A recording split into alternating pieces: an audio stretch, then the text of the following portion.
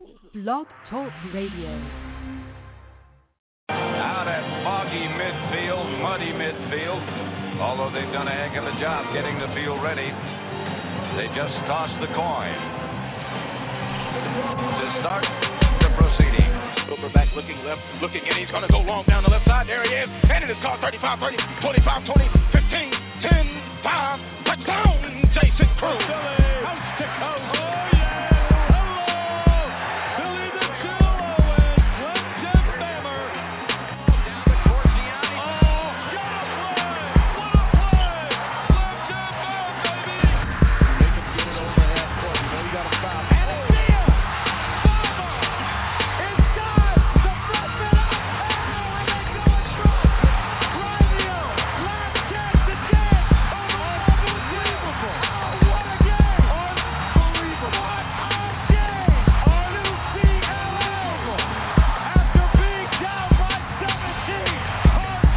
Welcome to the Nothing But Sports Show on Nbs Central Radio, hosted by Jay Franchise, Yvonne Maddock, and Truex the Sports Junkie, where they give the truth, the whole truth, and nothing but the truth. So help us God.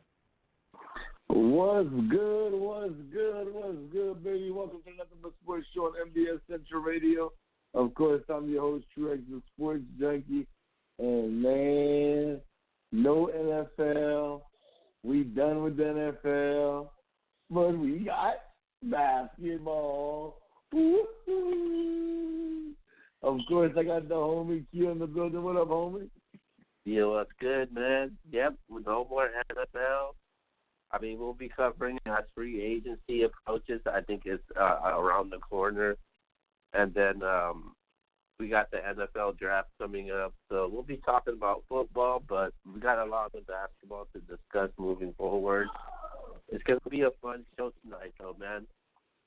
We're going to be doing our own draft as far as the All-Star roster goes.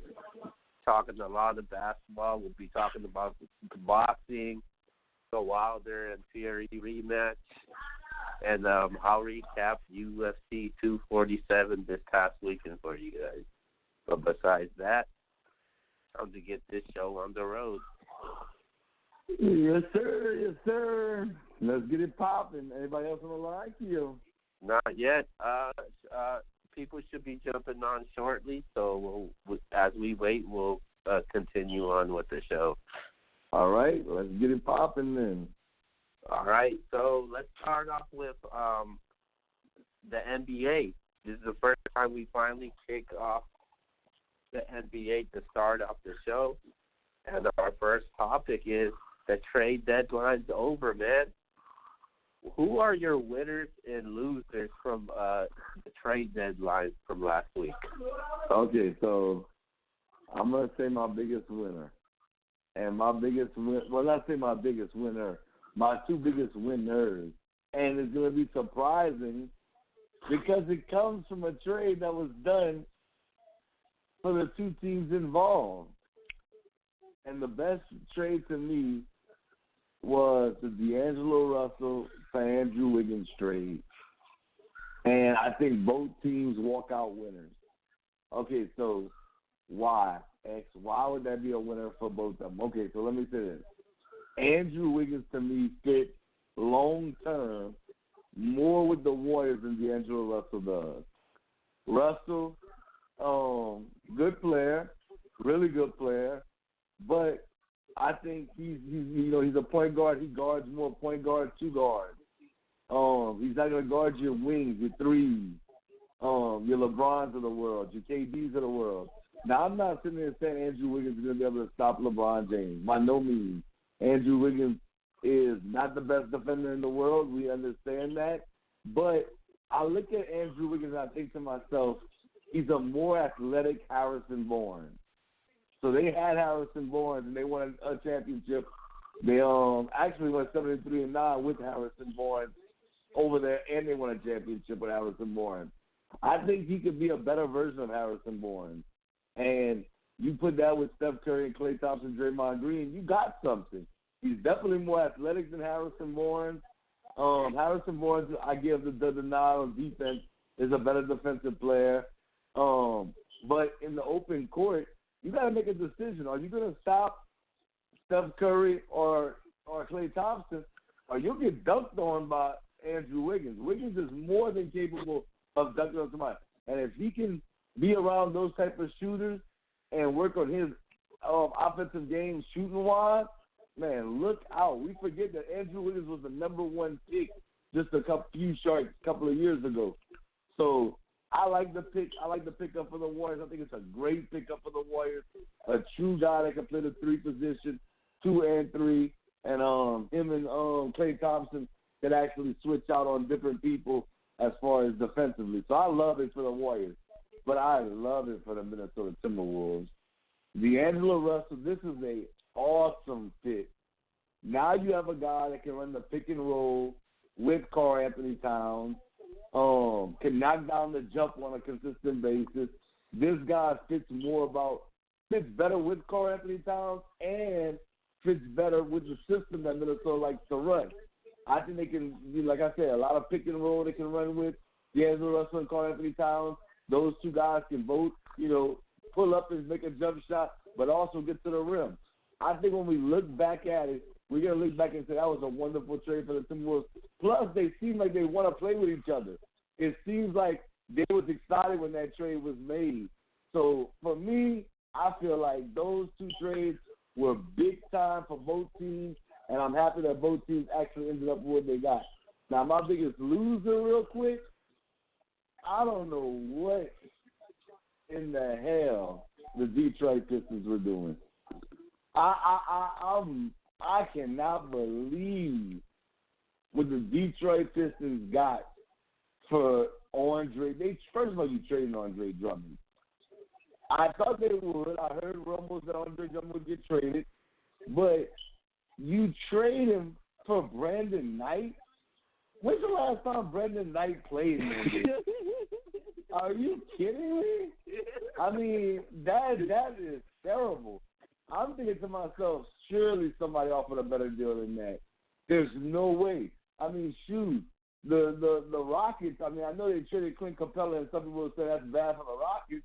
At least they come back and win and beat the Lakers that night. And, I mean, I'm not saying I agree with the decision, but I wouldn't have gave Clint Capella all that money in the first place. But you could have traded for Andre Drummond and gave up better than what they got for him.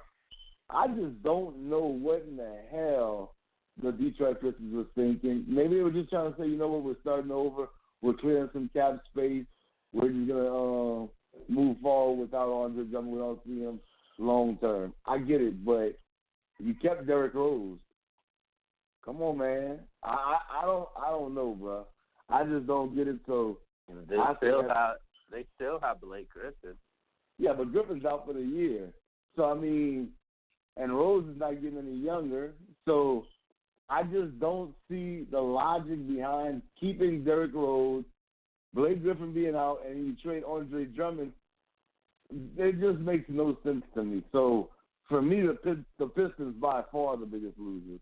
What do you think about the Cavs team with addition to Drummond? I don't know if Drummond will be there long term. It's cool for the Cavs. I mean, it's okay. I mean, the Cavs still have work they need to do. I love Colin Sexton. Keel knows that, but I think it's cool for the Cavs. I mean, they definitely won the deal, but you have a front line of Drummond and you have Love. We get that. And you still got Colin Sexton, so it could turn out to be good, but I think it's still a wait and see thing for me. With Drummond and Love, that could be interesting. So yeah, I mean it could be. We'll see, but I know for the Pistons it was all bad. Well, my winner, I'm gonna roll with you on this one also, and I got the Warriors as my winners also. It's basically what you just said earlier. He's a great fit for them because we wasn't sure how Russell was gonna fit playing with Steph. As far as the pick and roll. And Golden State, they needed a guy that could play that three like a wingman and Wiggins fit perfect, man. And on top of that, they not you look at next year. You not only have Wiggins and you get that one of the best backcourts in the league with Steph and Clay.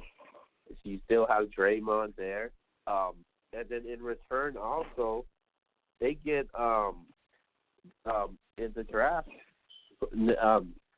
next year they could possibly have two first round picks for next year, and they get a first round pick next year which is protected, and they also get a second round pick next year also. So they still have their first round pick from this year coming up, and then they got, well, depends on what happened next year in 2021, they got 2 first round picks and 2 second round picks. So moving forward, looking at the future, that's actually good for Golden State, and that's why I got them as my winners for the trade deadline. Another winner that I like is Miami, man. I like the Miami Heat as my winners right now. Pat Riley, he's you got to give him credit, man. Throughout, that span over the year, he was able to get rid of Hassan Whiteside's contract, James Johnson's contract, Dion Waiters, and Tyler Johnson. And, they offseason they got Jimmy Butler, and they were able to land Andre Iguodala and Jay Crowder. I think that was huge. I thought it would have been more huge if they were able to land Gallinari, but I guess they weren't able to do it. But I got the Heat as my winners. The Heat are one of the surprises right now.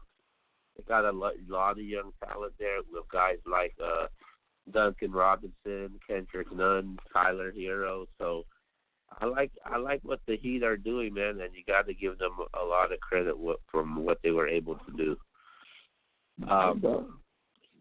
As far as my losers goes,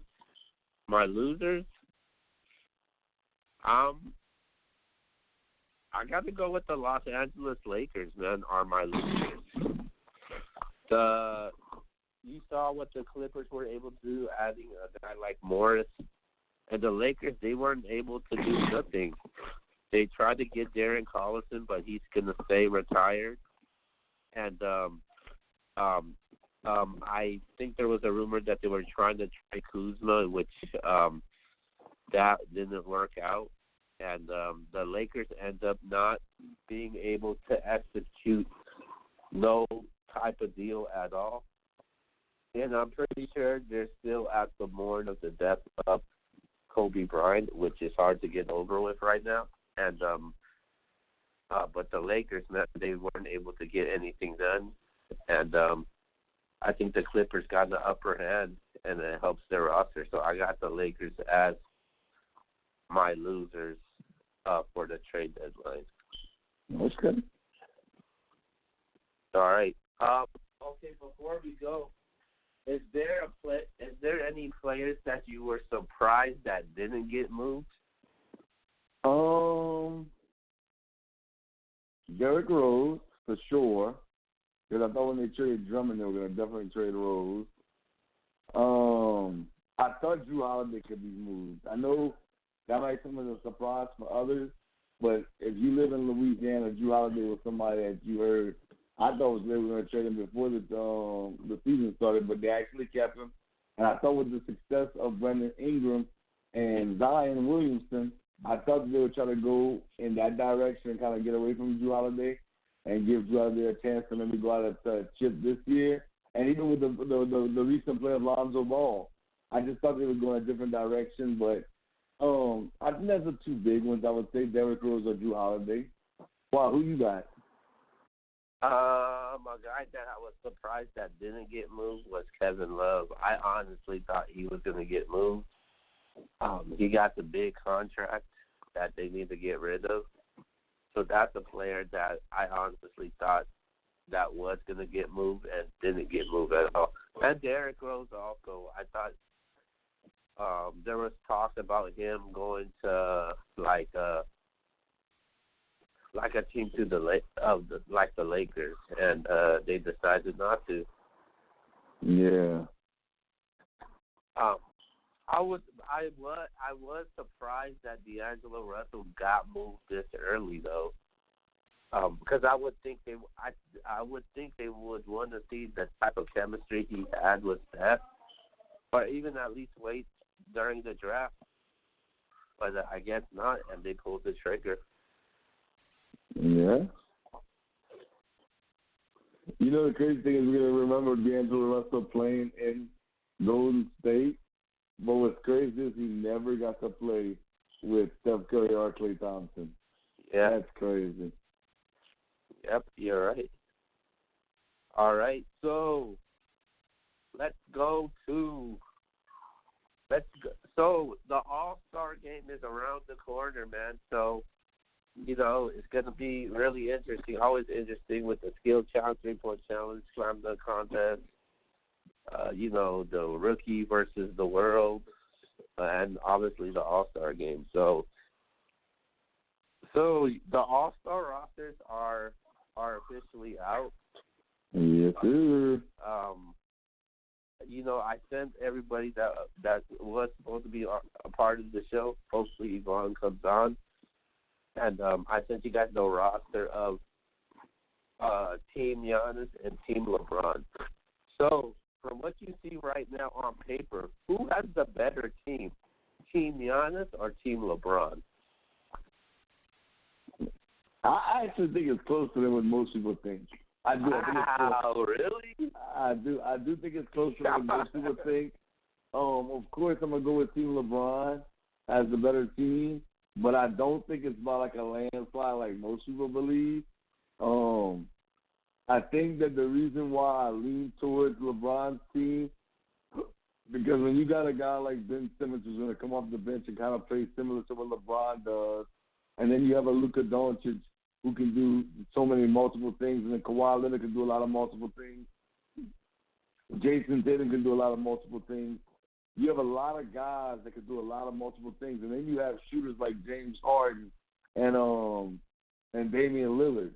And you have a guy that's relentless like Russell Westbrook. And then you still got a skill guy in Sabonis that I think is a big, that him and Jokic is going to play very well together. And then, of course, you got Kawhi Leonard. I mean, come on, man. You can make the case that he's the best player in basketball outside of maybe LeBron James or Kevin Durant or Giannis. So, LeBron's team is stacked, bro. I'm not going to lie to you.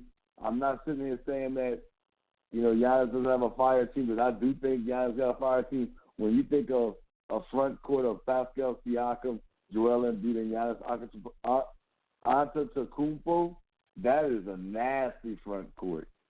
To me, that's nasty. I think that LeBron is going to have trouble with that front court. I really do. And then, my concern more for Giannis' team is his bench. I don't think his bench is as strong as LeBron's is. And especially with the savvy guard that's going to come off the bench. But the thing I like about Giannis' team that people are not mentioning, you got a lot of hungry players, I feel like. Brendan Ingram's going to be anxious to do great in the All-Star game. Trae Young's going to be anxious to do great in the All-Star game. Pascal Siakam is going to try to do big things. Bam Adebayo is going to try to do big things. Rudy Gobert. And Jimmy Butler, he always plays with a chip on his shoulder. So, and Donovan Mitchell, I didn't even name Donovan Mitchell. Those are all players that's going to play with a chip on their shoulder. And Joel Embiid feels like he's the best player in the world when he's on his stuff. So, I think it's going to be more interesting than what people think. I could definitely see this game being close, but I'm going to set a slight edge to LeBron when you got LeBron and Kawhi Leonard on the same team. That's going to be tough to deal with. Yeah, man. You think it's close? I don't think it's close. I think LeBron's team is, like you said, is stacked. Man, I got LeBron's team in this one, man. I think that he got the way better team. You look at the five that he has. You know, you got him and Anthony Davis and Kawhi. I'm not sure how healthy Luka is, if he's going to be playing or not. Then obviously you got James Harden in there also, and then on the bench you got one of the most lethal most dangerous players and the hottest player in the game right now, Dame Lillard, man. And then you mentioned Ben Simmons and then Russell Westbrook, man. They got a lot of speed, man. I think they're gonna run the ball. They're gonna run the ball, and I think they're gonna put on a good show with that team. With Giannis's team, they got a lot of shooters, though, man. Like, I think that's one thing that's really dangerous about this team. Guys like Chris Middleton, Kemba Walker, Trae Young, Brandon Ingram. They got a lot of shooters, but I'm taking the skill, athleticism, and the upside, and I'm giving it to Team LeBron.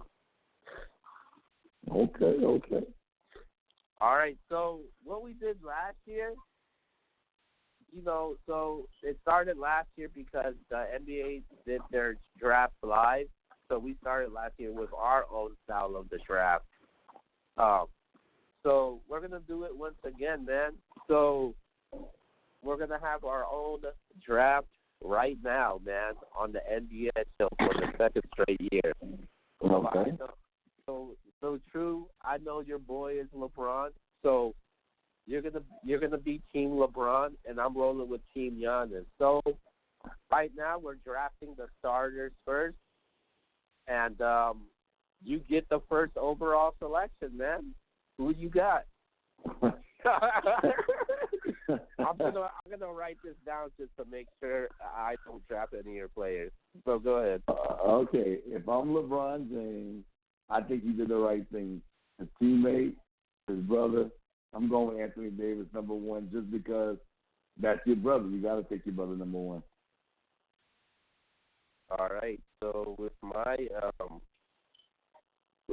first overall pick,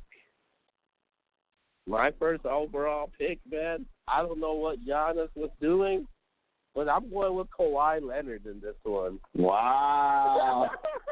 I think you bugging. Oh, no, you bugging with that pick. Okay. Well, with the second pick, I made the Earth pick, and in the words of my good friend from San Jose, him taking Kawhi Leonard, perfect. I got Joel Embiid. Oh, wow. LeBron, Anthony Davis, and Joel Embiid. My God. Okay. All right. Okay. Since you wanna go there, I need me a shooter that could score at will and take over the game. So with my second overall pick, I'm taking James Harden. Oh my God, awful pick. That's terrible. Okay, well, with my third pick, I'm actually doing what LeBron did again. I'm taking Luka Doncic. Oh, wow. Okay. All right. So with my so now I need some size. So I'm getting some size, and I'm going with Pascal Siakam. Okay, so now it comes down, because we're picking the starters first, correct? Yeah. Okay, so now it comes down to Trae Young or Kemba Walker as the starter. And if I'm LeBron James, I got the big, and as good as Kemba is, I'm going with Trae Young. Wow. I think I would go with Trae Young because I believe that he's the better shooter of the two.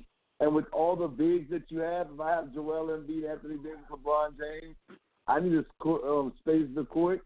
I think Trae Young fits that bill more. So I'm going with Trae Young over Kemba. All right, so I looks like I'll be ending up with Kemba. Okay, so then you get first pick, and look at on the role players. Okay, so on the role players, man, on the reserves, man, I'm going with one of the hottest players in the league, man. I'm going with Dame Lillard, man.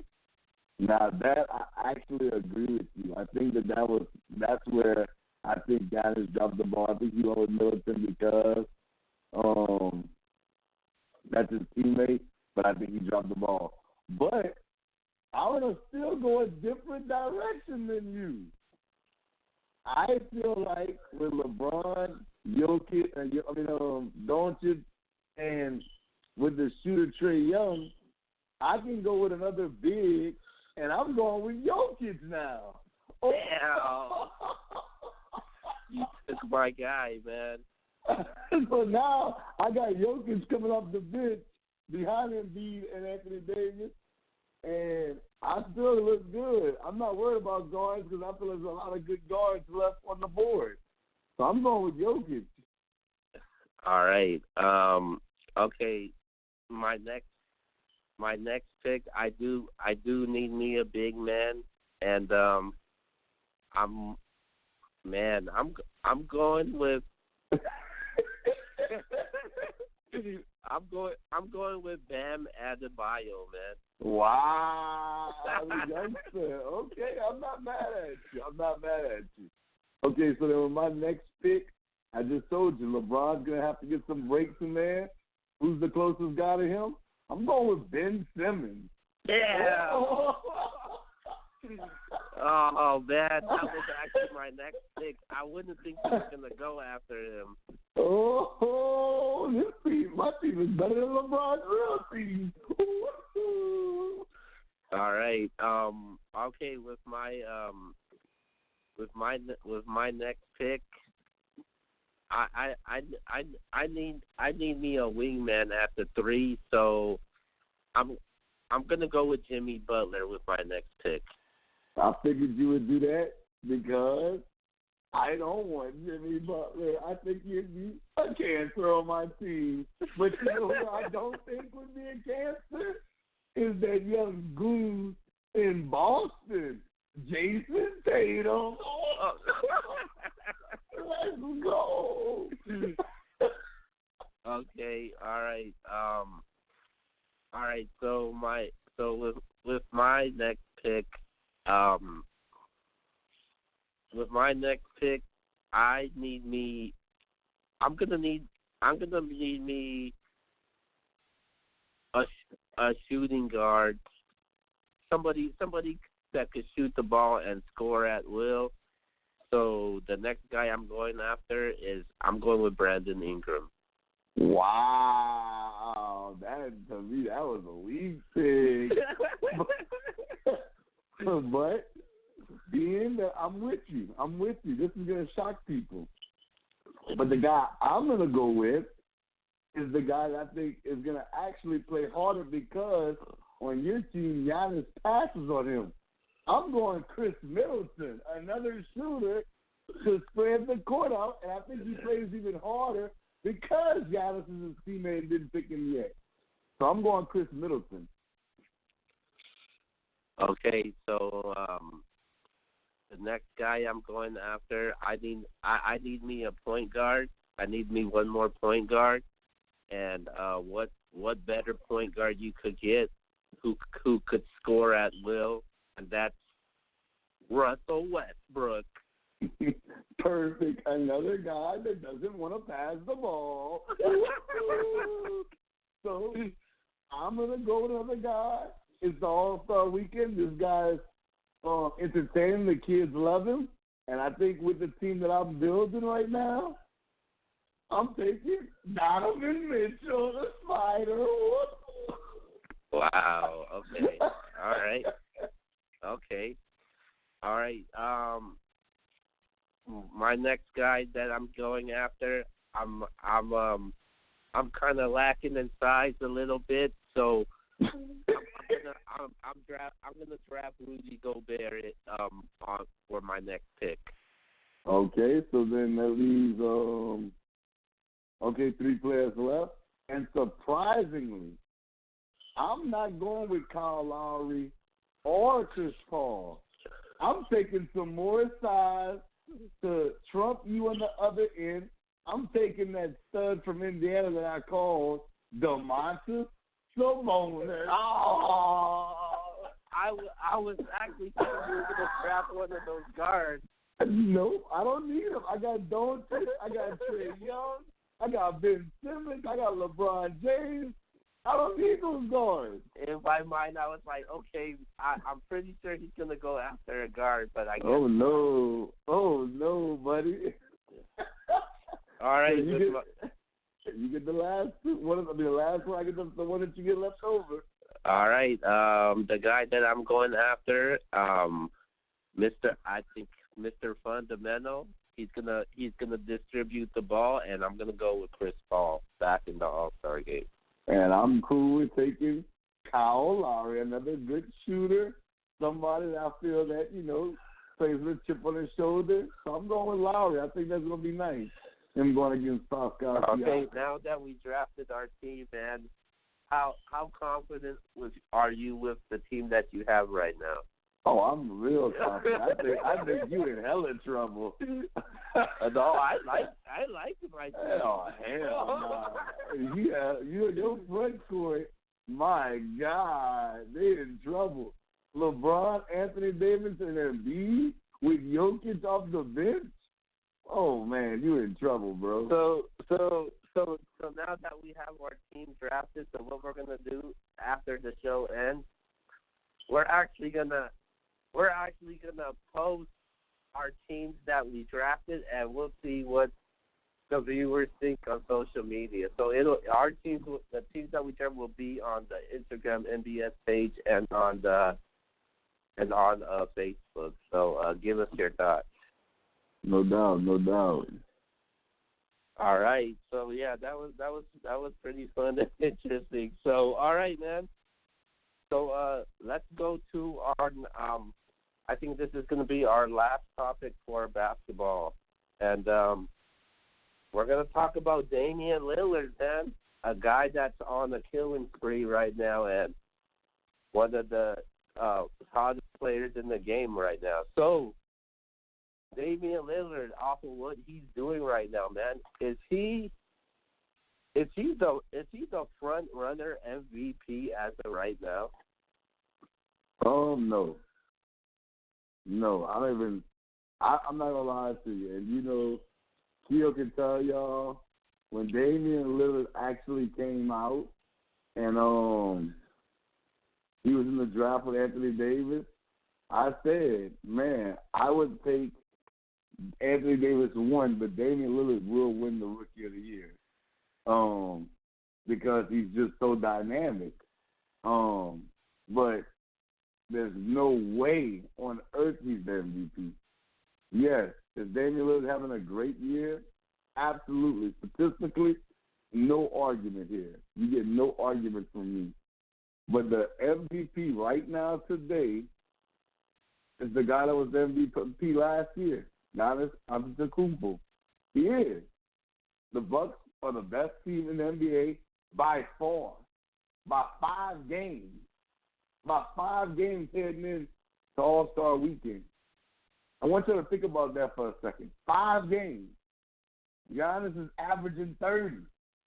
Come on, man. You listening to this? 30? He's averaging, he's a beast on the boards, too. So it's not like it's just one thing. He's averaging, I think, around 13 or 14 rebounds a game. Giannis Antetokounmpo and the Milwaukee Bucks, bruh, they're on pace to win 60-plus games, possibly 70. I'm not saying they're going to win 70, but they can win 70. Do I think they're going to win 70? Maybe not, but they'll be close. They'll be in that high 60 range. Giannis seems like a guy that's on a mission to prove everybody wrong that last year was not just a one-hit wonder. This team is for real. They keep making good moves, solid moves here and there. So I'm saying it's not even close right now. As good as Lillard's been, his team is 25-29. Giannis Antetokounmpo's team has only 7 losses this year, this entire season. Giannis is averaging 30-13, 30-14 if you want to round up. Come on, man.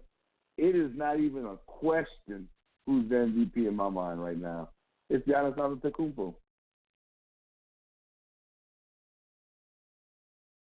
All right. I don't have a problem with what you said there.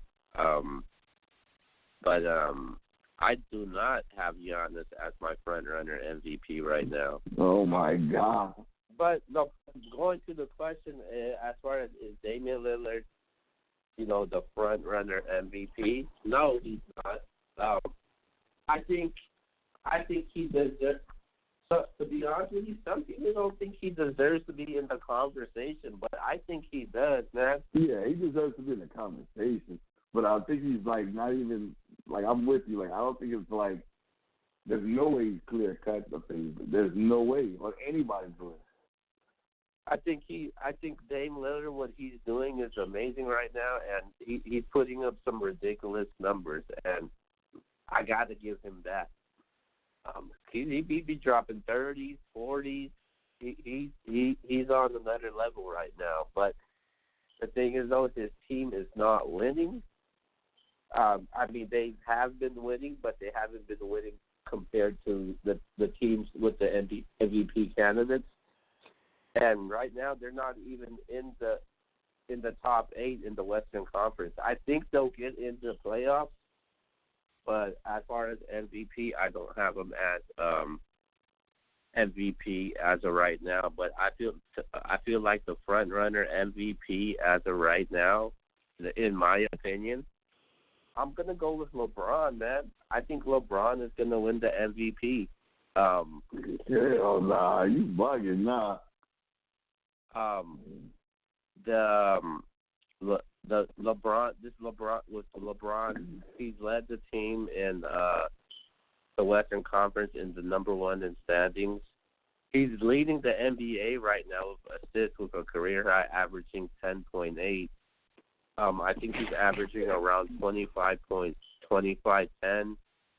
And the only slump about it is his point production is, like I said, 25.1, and it's the lowest since his NBA rookie season.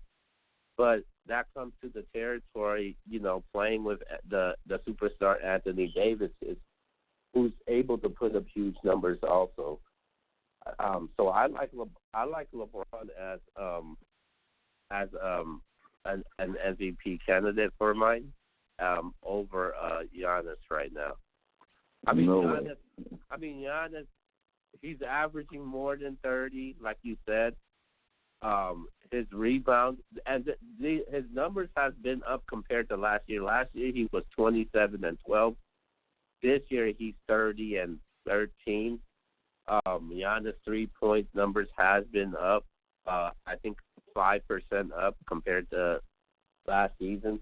But I don't like to just look at the numbers. I look at how good you make the rest of your teammates look, and I feel like what LeBron is doing is a huge difference maker, getting a lot of people involved and making his teammates better, like Anthony Davis. Obviously, Anthony Davis, he's gonna get his numbers regardless. You see by adding Dwight Howard how this team looks. Avery Bradley been shooting the ball lights out.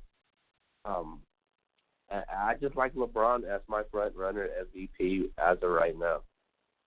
Okay. All right. So before we leave this, who are your top 5? What are your top 5 MVP candidates as of right now? Okay, so my thing is right now, I disagree with you as far as this. I don't think LeBron is the guy that you like him that much. Not me. I think he's had a good little run. But I would actually go with my top 5 in no particular order. Right now, I would probably say clearly Giannis number 1. Clearly. I would say number 2. I would stick with number 2 from last year, probably James Harden. Because Harden, he continues these ridiculous outputs, regardless of him shooting the ball bad from 3-point range in some part in the season. Regardless of who's in his lineup, Capella's there, Capella's not. Eric Gordon's there, Eric Gordon's not. Chris Paul's there, Chris Paul's not. Russell Westbrook's there. James Harden continues to put up good numbers. So I would actually, not say just good, elite numbers. So I would probably go James Harden 2. I'd probably follow that with somebody. LeBron. I don't know who would be 3. I would just gonna say LeBron, Kawhi Leonard to me for what he's doing. Even though despite he misses a lot of games and the clip with the Clippers, they're 1 game back from being the second seed in the West. They could be on a collision course with the Lakers, and they own the head-to-head versus the Lakers. You must remember, if they finish with the same record, the Clippers would actually get home court throughout the playoffs in the West. So that's big. So they're actually, really close when it comes to those 2 things. So I would say Leonard, LeBron, Harden. Giannis is number 1 to me by far. And I'll go Luka Doncic, number 5. Yeah, I'll say Luka's number 5 for me. And then Dame Lillard would be on the outside looking in, just because I would still take Luka because Luka has crazy numbers. Plus, Luka's missed games, and his team is better than Portland right now. So I'll go Luka, number 5. When I say 5, but in my top 5. All right, so my 5 looks like this. I got my 5's gonna go with Dame Lillard. He deserves to be in the conversation.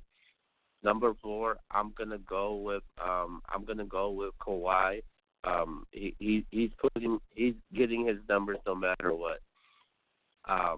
Number 3, I'm gonna go with Luka, man. I think the Mavericks has improved a lot off of what they've been able to do, and Luka, he's putting up good numbers when he plays. Number 2, I'm gonna go with Giannis at number 2. And 1, I got LeBron as number 1. So you don't think Harden's a top 5 player? He's borderline top 5, but I'm putting Lillard over him. Wow. Okay. Do you have a dark horse guy that people should look out for?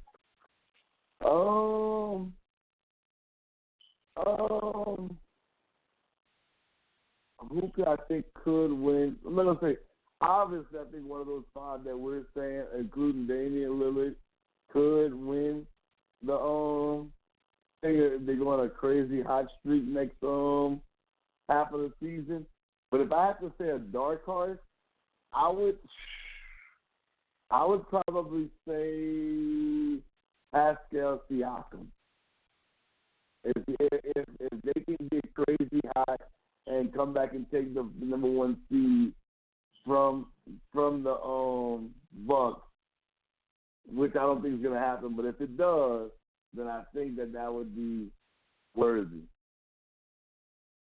So I'm not saying this guy is going to win MVP, but I'm saying a dark horse MVP. I don't think he's going to win it just based off the guys that's ahead of him. But I think a dark horse MVP that people should look out for, and just the fact that the way how surprising this team is right now, and the conference that they play in, I could see Jimmy Butler jumping in that conversation. Wow, that's interesting. Yeah, I think he has been a huge difference maker. Rebounds, assist-wise, shooting the ball. I could see Jimmy Butler as a dark horse MVP. Okay. All right, so that actually ends our NBA topics, man. It was some interesting NBA topics tonight, but let's move.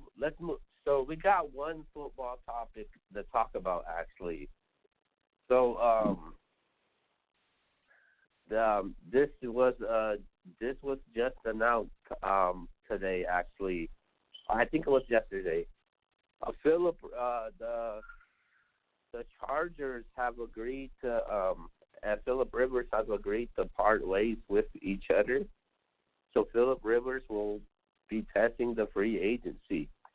So the question is, what I wanted to ask you is, do you think Phillip Rivers could be an NFL starter next season? Yeah, of course. Or do you think Phillip Rivers should be an NFL starter for a team, or you think he should retire? No, he could be somebody's starter. I can see that, definitely.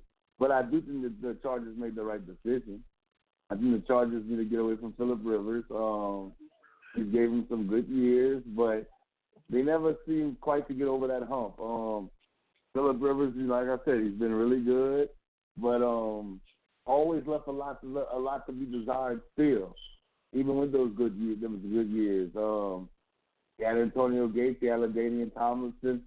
Those years were great for him, but they still never got over the hump. I know they had the Patriots in the way, but even Baltimore got over from time to time.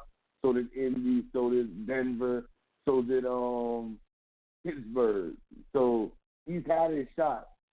For whatever reason, he didn't get over the hump with those teams. So for me, he'll always be, a really good quarterback. I wouldn't consider him a Hall of Famer, but I know there's those that will. But I wouldn't. If Joe Flacco can get past him, Big Ben can get past him, he'll always be a notch below them for me, because nobody can make the argument that he didn't have as much talent as those two guys. You're talking about a tight end that's definitely going to the Hall of Fame, and you're talking about a running back that's one of the greatest of all time, in my opinion. Not saying he is the greatest, but one of them. No excuses. No excuses. So I would definitely say Phillip Rivers underachieved in San Diego and Los Angeles, but I do think he should be a starter somewhere. He's one of the better quarterbacks if you look around the landscape of the NFL. When you got guys like, and like I said, I don't want to sound bad when I say this, but we have to be honest with ourselves. When you have a guy like Jacoby Brissett, the starter in Indianapolis, I don't believe Jacoby Brissett's a better player than Phillip Rivers. So, and it's no shade to Jacoby Brissett. It's just pointing that out. I don't think that Mitchell Trubisky's a better quarterback than Phillip Rivers. And there's other guys out there. Like I said, we can go down the whole list if we really wanted to. But Phillip Rivers deserves to be a starter. I just personally would not go after. I would stay away from Phillip Rivers, and I'd probably go another route. But that's just me. I think the Chargers did the right thing. Not only did the Chargers did the right thing, but I think Phillip Rivers should retire, man. I'm with you. I would stay away from him. I feel like he can't make a team better. As far as teams that need a quarterback, he had one of his worst seasons last season. 23-20. A QBR of 48, and with all the weapons, man, I expect more from him. Yeah. And 5-6 in the playoffs, and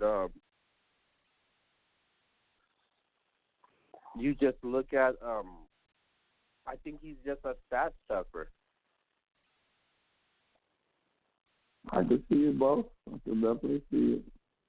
So yeah, I just think that Rivers should retire, man. I don't think he could make a team a contender, man. I'm not gonna go that far, depending on where he goes. If he could make a team a contender or not. Okay. All right, so I think Phillip Rivers should retire, but where do you think he's gonna end up now that he has parted ways? I think Oakland or Las Vegas is a definite destination. I think John Gruden wants a veteran quarterback there. He went after the Brad Johnson, the Rich Gannons of the world. I think he likes a guy that he can trust. I could definitely see that working, Phillip Rivers over there. So the Raiders definitely. I think if they have a shot at Brady or at Phillip Rivers, they're gonna take that shot. I think Gruden wants to focus in more on all the other pieces, and he wants to feel like he can trust the guy. And I think low-key, Phillip Rivers would be a great fit for them. Now, of course, Phillip Rivers is not living on the West Coast no more, but I think if he wants to look at his career, Gruden's not going to ask him to go out there and throw the ball 30, 40 times. Gruden's going to want you to run the football, let Josh Jacobs get a lot of the load, mix in a little bit of, spider 2 wild banana. He's going to try to call some of those, and just play really good defense. So I think the Raiders would be a great destination for Phillip Rivers. Another situation that could work out for Phillip Rivers is possibly let me see. I want to make sure I get. I think Philadelphia would be a good situation for Phillip Rivers. If you have an issue with Carson Wentz, when he gets hurt, you have somebody that can come in and possibly win you some games. If he's willing to be a backup, I think that would be a really good scenario for Carson Wentz and for Phillip Rivers. Another situation, maybe a Bruce Arians in Tampa Bay. That'll probably be my last resort. Tampa Bay, I can see definitely going after him. He lives in Florida now.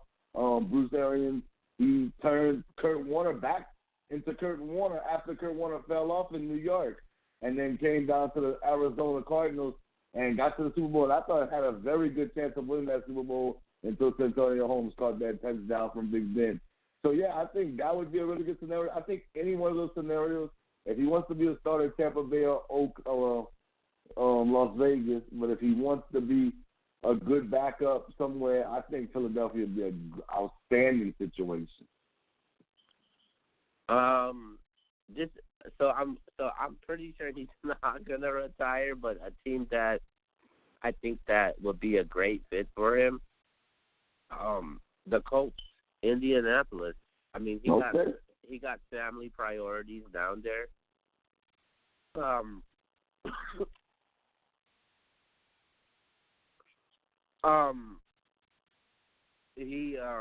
He knows Frank Reich pretty well, and Reich served as his offensive coordinator in 2013 and 15 in San Diego, and playing in the AFC South, man, I think it could be more convenient for him, and he could have an advantage. And I think he's way better than Jacoby Brissett or even Brian Hoyer. And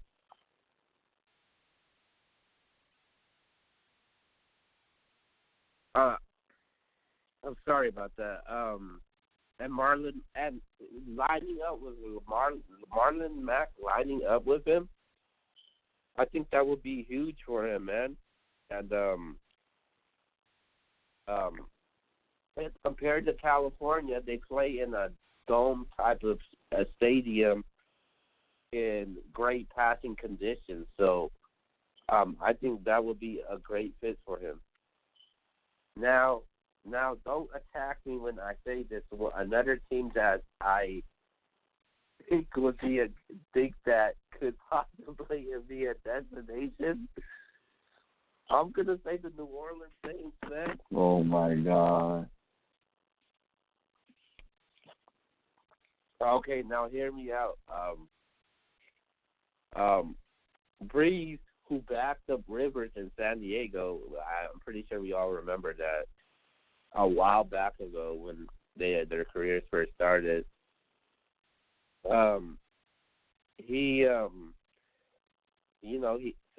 He's deciding that he wants to play again, and even if Breeze, opts for retirement, they still have Teddy Bridgewater, who's only 27. I think that may seem more logical for the Saints because he went 5-0 with them this past season when Breeze was recovering from a ligament against the game against the Rams. But they do still have Taysom Hill, which a lot of the Saints fans really like. But I just feel like Taysom Hill is not that type of passer in that type of offense that the Saints run. And I think Rivers, once again, playing in the dome would be convenient for him. And I think Sean Payton could get the best out of him. And I know the NFC is going to be pretty stacked and very competitive next season. So I think that would be an ideal destination for him. And the last team I'm going to roll with, which I think it would make sense to me, is the Tennessee Titans. I think the Tennessee Titans, I think this could be the best option for him. Titans were a game shy of the Super Bowl.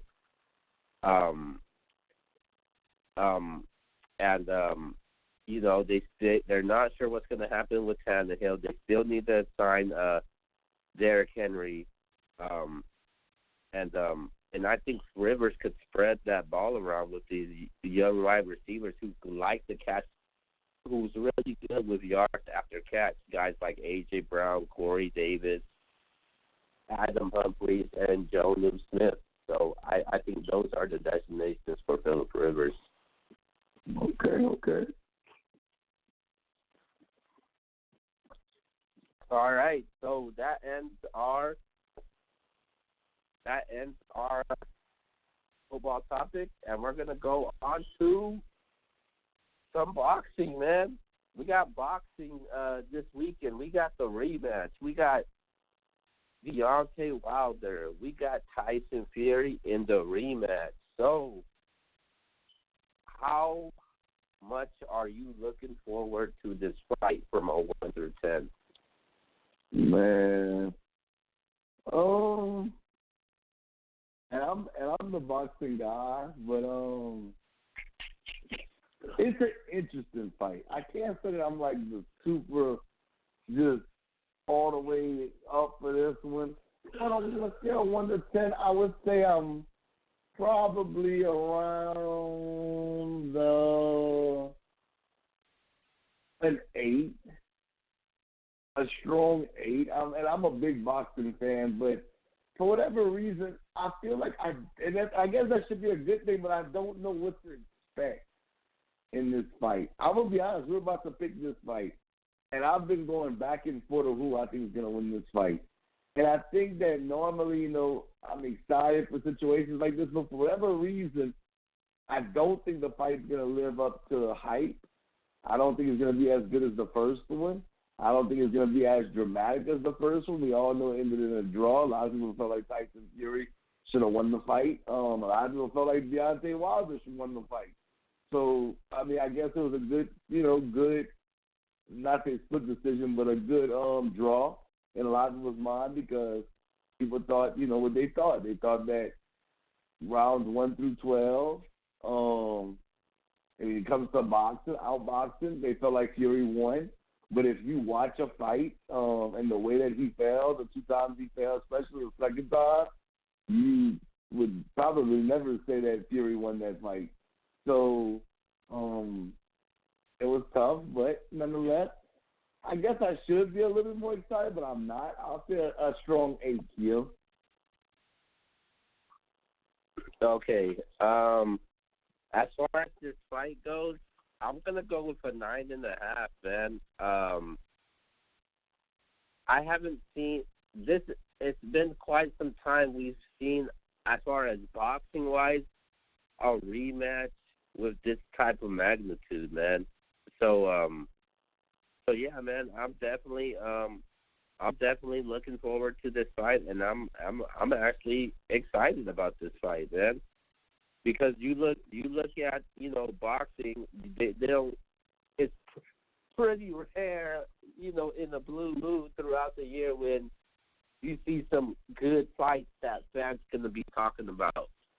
And look, as far as the boxing schedule goes, there's not gonna be a fight like this. Through the rest of the year.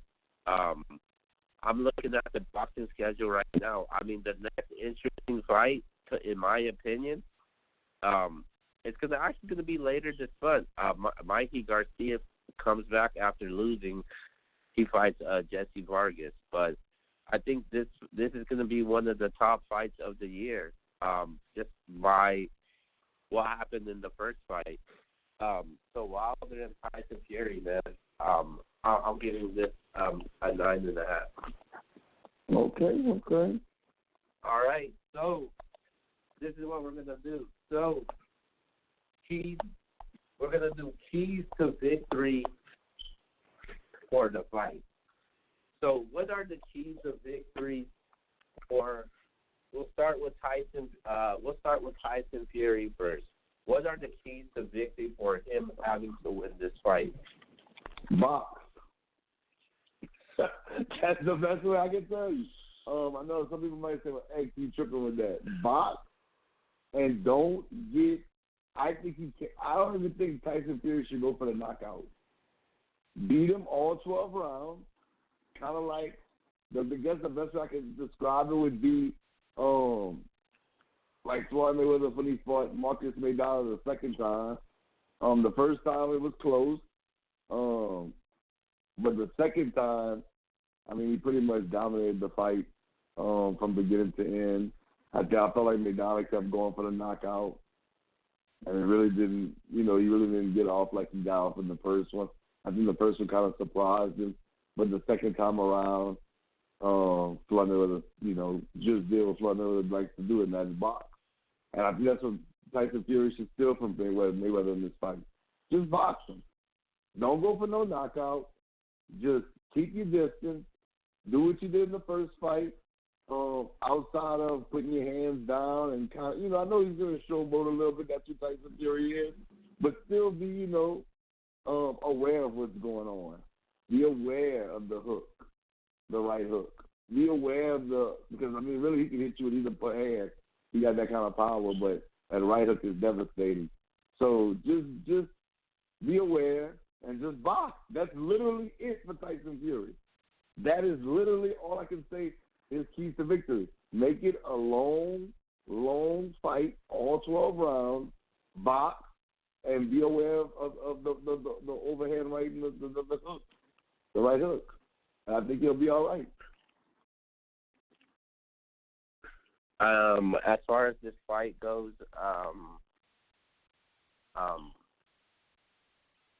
the keys to victory for Tyson Fury in this match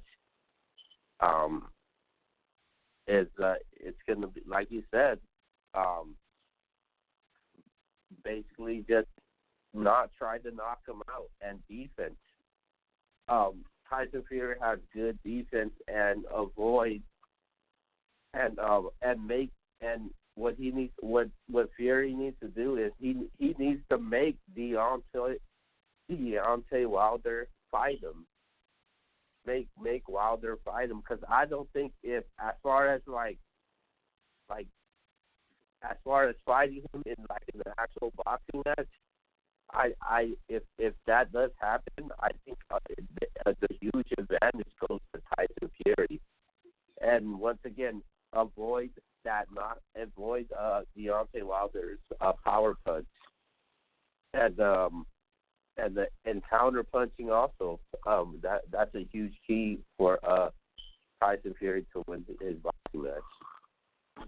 All right, let's go to Deontay Wilder. What is his key to victory? Okay, so Deontay Wilder has a lot of things for me. I say a lot of things. Okay, so learn from the last fight. Learn from the last fight. Don't try to go in there and just keep trying to go for the knockout. Learn, box. Learn to use that jab. He's going to have to use his jab better. That jab, he's going to have to rely on it. Set something up. God, I don't know how I forgot to do his name because I've been thinking about it all day because he's some of the topics, but I didn't write it down. My man who he fought the last fight, Deontay Wilder. God dog it. What's his name? I don't have it on the tip of my tongue, but I don't remember his name. But I felt like Wilder got off to a slow start, and he learned. He learned from fighting Tyson Fury, even despite getting off to a slow start. He learned to be, calculating, understanding when to throw the power punches. I think he's got to be calculating in this fight. Lean on his jab a lot, and then when he has the chance to strike. Go for the haymaker, but not every round. I'm going to go for this haymaker throughout the round, just throw wild punches. That's how he's going to get beat. So I think if he's patient, relies on that jab, stays behind the jab, learns from last fight what Fury likes to do, because Fury likes to go side to side. He likes to mess with your angles. He hits you from different angles. So you're going to have to play that game with it. But be that guy that leans on your jab, and when you have an opportunity to strike while the iron's hot, so to speak, and land that big punch, make sure that you're landing it and you connect it, because you've seen Fury fall before. So he's wary of it. Are we going to get – I like to go back in boxing history. I always give people boxing history. Roy Jones Jr. versus Antonio Tarver, first time. They gave it to Roy, and it was a close fight. So you kind of look at the last time Fury fought Wilder, even though it was a draw, a lot of people thought Fury should have won. But if Wilder comes out like Antonio Tarver did in the second fight and say, this time you ain't going to have no excuses once you leave this fight, and comes out as the aggressor, but using his jab, being calculated, and when his time comes, like Tarver's time came against Roy Jones, score that knockout, I think he'll be fine. But he's going to have to work behind the jab, and he's going to have to be patient, and he's going to have to learn to deal with Tyson Fury's angles. If he does all those things, I think he can get the dub on Saturday night. It's a lot easier said than done, though. So those are my keys to victory. Now, True, I could tell you watch boxing based off of how you just broke it down. So my keys to victory for this fight is, I think one thing about Deontay Wilder, man, he tends to give up rounds. Not that he wants to, but he tends to give it up because he looks for that opportunity to land that dangerous right hand, and that's one thing that could hurt Deontay Wilder. I think he got to go in there and box with him. And Deontay Wilder says to people that he ain't no one-trick pony, and I think he has to go in there and try to prove people that he's not.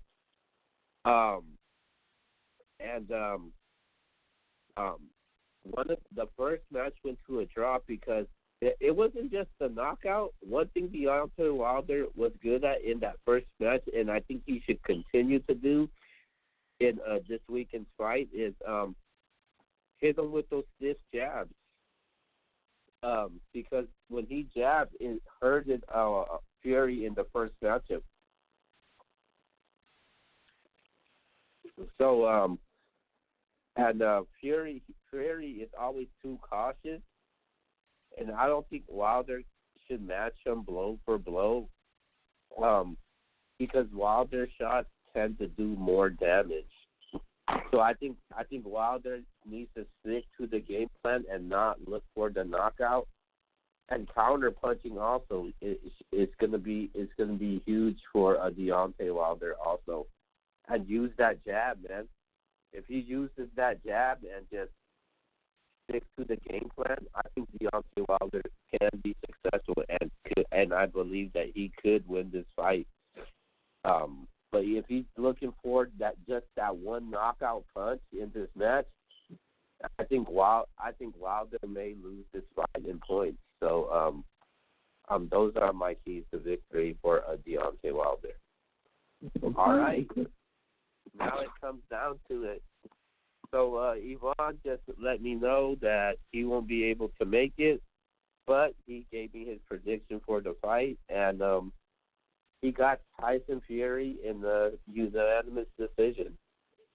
Wow. Okay. All right. So let's go to our prediction, man. And since you're the boxing expert, I'll let you go last, and I'll go first. So this is how this fight's gonna go, man. I honestly think Deontay Wilder will win this fight. Wow. I think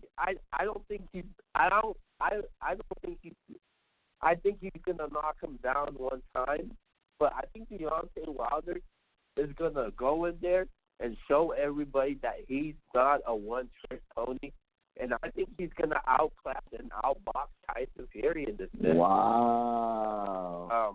Yeah, so I got Deontay Wilder winning this fight. I think he's gonna win with his counter punches, his power punches. I think he's gonna lace them up with a bunch of combos in this fight, and I think Tyson Fury is gonna be too overconfident in his fight. I think he's gonna be cocky in this fight, try to tease him a little bit. I think Wilder is gonna be really focused in this fight, and I got Wilder in the unanimous decision, and we're gonna actually see a boxing fight in this match. I don't think Wilder's gonna be looking for, like I said, for that one punch, that one trick pony. I think he's gonna go in there and fight him like in the actual boxing match. So I got Wilder, man, in the unanimous decision. I'm actually really shocked by that. I thought for sure you was gonna pick Tyson Fury. You really threw me off with that one. Okay, so like I told you guys, I've been going back and forth on this fight. I think my uncertainty, it kind of got me like not really loving to want to see this fight because I really don't want to see either guy lose. I like both fighters. I really like both fighters. Earlier on, I had Tyson Fury winning the fight because I just don't know if like you said, I think Wilder gives away too many rounds. And I think if he gives too many rounds away this time, Fury will learn from his mistakes in the past. But I'm a little concerned about Fury because when a fighter tends to get knocked down in the way that he does, they're always thinking about, man, I can get caught like that again and they can fight timid. So I'm wondering if Fury's going to come in and fight timid. Man. For the sport of boxing, I think I'm going to shock people with what I think for the sport of boxing. I think it would actually be better for Fury to win this fight. I know most people will tell you they think it's better for Wilder to win this fight, but I think if Wilder wins this fight, he becomes like automatically the guy in the heavyweight division. And nobody's even close at that point. And I think that's what's going to happen. I think Wilder gets the win. I think that Fury is just going to be too timid in this fight. And Fury's a wild boy. So for me to say he's going to be timid is kind of maybe a stretch, but I just think that Wilder, I disagree with Q and Yvonne. I don't think it's going to go unanimous decision. I think it's the fight gets stopped. I think Wilder stops the fight in this fight. He's going to catch Fury, and Fury will probably get up, but they'll stop the fight after he's wobbled enough in this one. So I'm going to say Wilder wins in a TKO in the 8th 8th round. Wow. And that's my prediction. Okay, so that's the prediction for the fight. So make sure you check it out, man. This weekend, Wilder and Tyson Fury, the rematch, part 2. All right, so True, were you able to get the chance to watch UFC 247? Absolutely not. Okay, so I'm gonna do a quick recap on the event of tonight's show. So it was a decent card. I enjoyed watching the fight. I definitely watched it. As far as the two title fight goes, Shevchenko, she defeated her opponent in a knockout on the ground. She basically dominated this fight from beginning to end. So let me ask you about her, because I did see that. I did see that fight. That's crazy that I actually saw that fight. Oh, so you did see it. So she's the champ right now? Yeah. So she's the champ in the flyweight division. Okay, so she can't fight Amanda Nunes. They did fight. They did fight. She went down in weight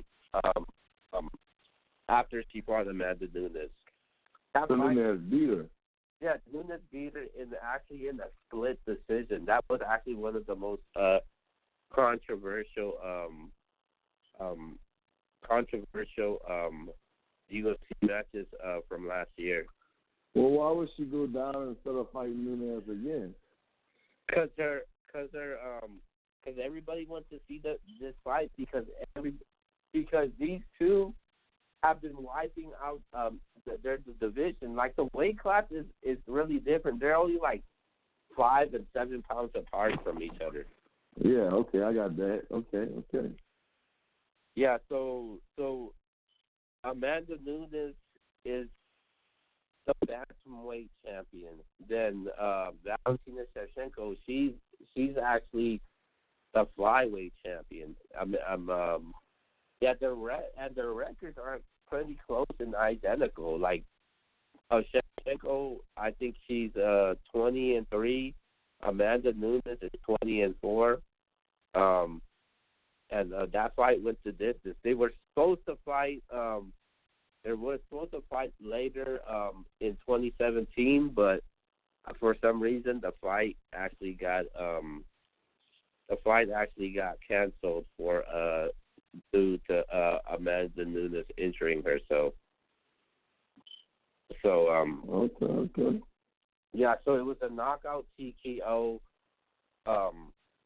Shevchenko won in the third round. She finished her in 1 minute and 3 seconds. Caitlin Shokajin, that's the girl's name that Shevchenko beat. So going to the main event, which was John Jones and Dominic Reyes. This match was surprising and really interesting. Dominic Reyes, he came to that fight giving it his all in the first 2 rounds. Like I think he kind of knocked down John Jones in the first round, and he was dominating the first 2 rounds of the fight. Like this fight was getting really ugly. He bloodied up John Jones. He was kicking John Jones. He was landing blows on John Jones. Like this was John Jones' toughest opponent.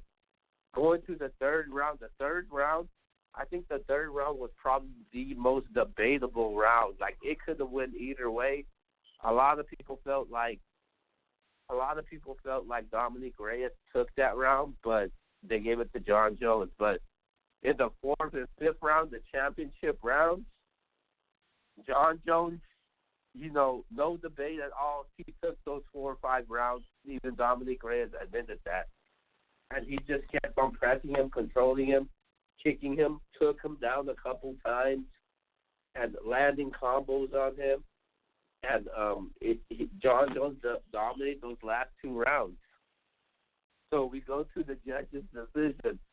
The judge's decision, it was surprising because they gave it to John Jones, but they gave it to John Jones in a unanimous decision. People felt like Dominic Reyes should have won that fight because they felt like he dominated those 2 rounds and took that 3rd round. But I guess the judges felt like John Jones won that 3rd round, and I was surprised by the decision also because I thought they would have gave it at least a split decision, not a unanimous decision. I actually had a conversation with Jasper about this. Jasper said the same thing also. That the judges were wrong on this fight. But according to what Jasper said, he said not just in boxing but in the UFC, the only way that title could change hands, you gotta beat your opponent convincingly. If there's a round that you don't know if that fighter won it, then that title is not going to change hands, and that's what happened. So and that's the same thing going to the Tyson Fury and the Deontay Wilder fight, about that controversial fight about why the title did not change hands. And a lot of people feel like Wilder took it. A lot of people thought Fury took it. But as far as Reyes and John Jones won those important rounds and dominated those important rounds, and the judges felt like it was enough.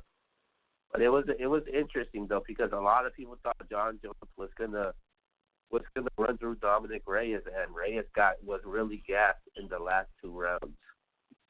But that's the recap for UFC 247, 248. We got coming up. I think it's next month. We got Yoel Romero against Adesanya. That's going to be interesting. Khabib's actually going to be fighting too against Tony Ferguson. So you make sure you check out the UFC events that's coming up on the UFC website. But with that being said, it's time to wrap up tonight's show, and we're going to get to our shout-outs. And I'll start it off first. Shout out to everybody that tunes in and supports the show. Shout out to Yvonne, who wasn't able to make it. Shout out to Mike, Jasper, everybody that's part of the NBS League, guys like me, C, Vic, and all them guys out there right now. So, and like I said, everybody that tunes in supports the show. Friday, those of you out there that's going to be celebrating Valentine's Day, man, I hope you have a great Valentine's Day and be safe out there. And obviously, shout out to True, man. He always holds it down for me every single week, so I definitely can't forget that. With that being said, I'll see you guys next week.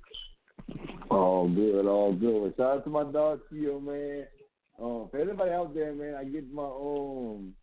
I know somebody. I was talking to somebody about my day stuff that I do, my 366 challenge.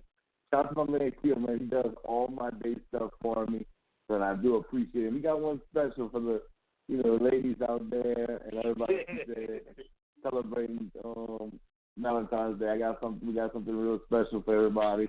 As far as the day is concerned. But like you said, man, happy Valentine's Day to everybody out there, man. For all my fellas, man.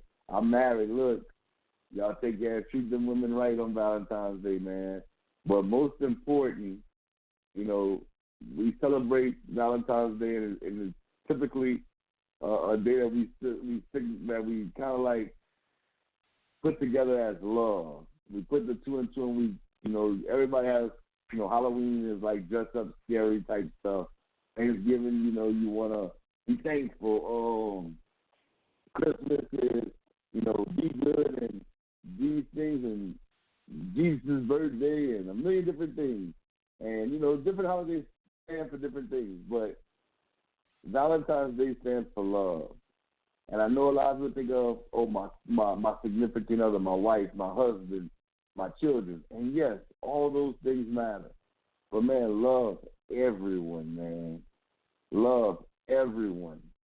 Look, we don't have to be the best of friends, but spread love regardless. And I'm not just talking about Valentine's Day. I'm talking about right now, this very second, tomorrow, the next day, Valentine's Day, and for the rest of 2020 and for the rest of your life. Because like I always tell y'all, man, love over everything. We can change the world with love. So please go ahead and enjoy your Valentine's Day.